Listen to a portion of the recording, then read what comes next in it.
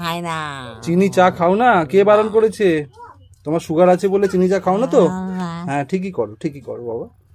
মাঝে মাঝে সুগারের রুগীদের একটু আধটু চিনি ফিনি খেতে হয়।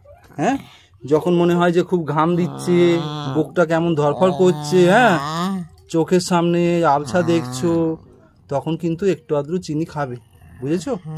তাহলে আর সুগার ফল করবে না। এখন তুমি আমাকে চিনতে পারছো তো? চিনতে পারছি, রাখি। হ্যাঁ, তুমি তো সকাল থেকে অজ্ঞান ছিলে। যাক, অনেকটা সময় আমরা অতিবাহিত করে ফেলেছি, আমারও আসতে লেট হয়ে গেছে। তবুও পেশেন্টটা যে এতটা সময় দিয়েছে, এটাই ধন্যবাদ। আসলে আমরা এই গ্রাম ভারতের প্রান্তিক মানুষদের চিকিৎসা দিই, যা সরকারের চোখে বেআইনি। আজকে আমি না থাকলে হয়তো মানুষটাকে আর ফিরে পাওয়া যেত না। একটা এমার্জেন্সি কন্ডিশন।